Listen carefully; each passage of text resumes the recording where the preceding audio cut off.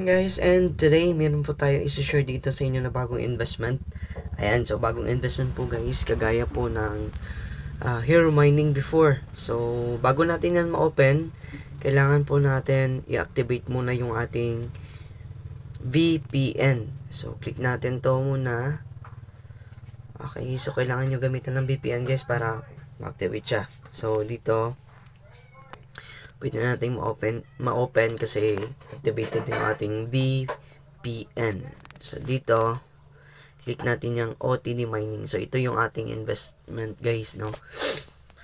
And so kung makikita nyo, kagaya nga siya ng Hero Mining before. So today magwi-withdraw tayo dito gamit ang ating balance. Ayan. So meron na kasi tayong balance guys. Ayan, so ito-throw ko muna dito sa mining. Ayan, so may mga promo din dito guys. Then ito yung kanyang total machines. Then dito may mga purchase din dito na area. So yan yung total machines niya. Then sa team. So ito yung team natin. As in bago pa lang ito guys. Then sa may profile. So ito yung profile natin. So we have $3.01 dito. So withdraw natin to. Okay, kasi meron na tayo ditong bank account na na-bind. Pero fake itong ating account.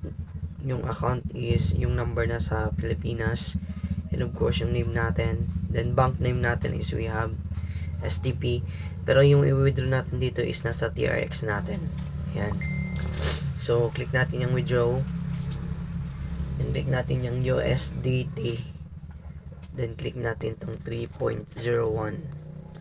Okay, wait lang.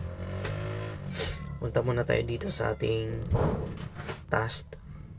Click natin yung sign in. Okay. We have sign in already. Then, click natin tong 3.02.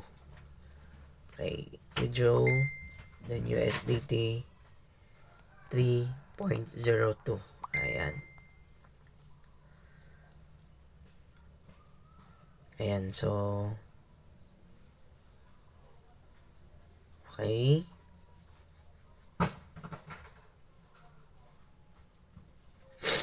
Click natin yung withdraw now. Ayan. So, double check natin yung withdrawal record natin. Okay, so we have 3.02. Okay, yung status na is processing. So, later, i-add natin dito yung additional video natin if na-receive na natin itong 3.02 dito sa ating TRX wallet.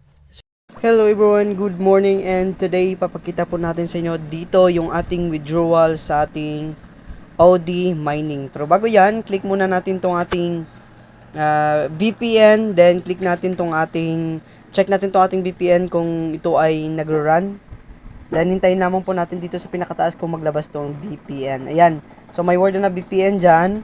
Then dito pwede natin dito ma-access yung ating OD mining. So click natin yung OD mining. Then check natin today yung ating withdraw na fund, no?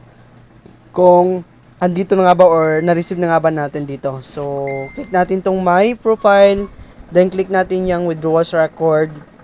Ayan, so meron na tayo ditong withdrawn na 3.02. So, check natin ito sa ating Binance account. Na kung saan ito yung account natin o yung TRC20 natin dito na nakalink doon sa ating Binance. So may balance tayo dito na 8 kanina. So double check natin dito kung ito ay nadagdagan ba o hindi. Tingnan natin dito.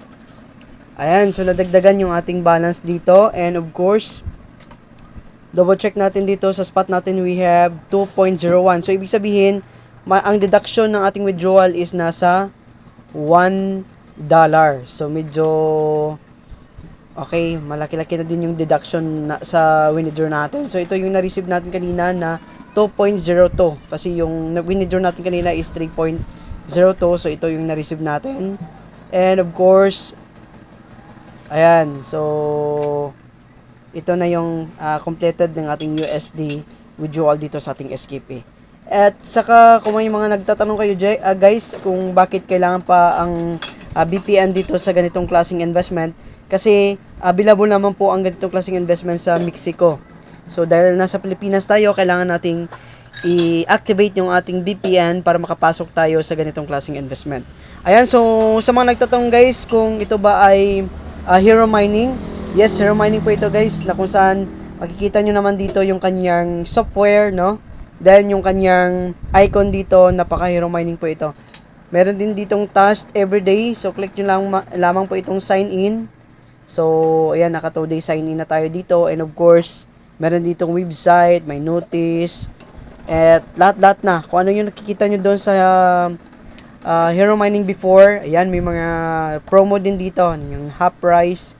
Ayan, Hero Mining din talaga ito dito guys. So, magtatagal ang ganitong klaseng investment ng 7 to 1 year. Kaya, ano pang hinihintay nyo? Join na dito sa ating team at magpapalago tayo ng pera dito sa ating investment.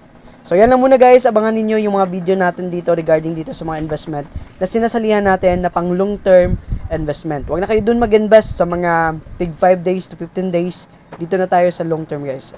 So, yan lang muna and happy earnings everyone.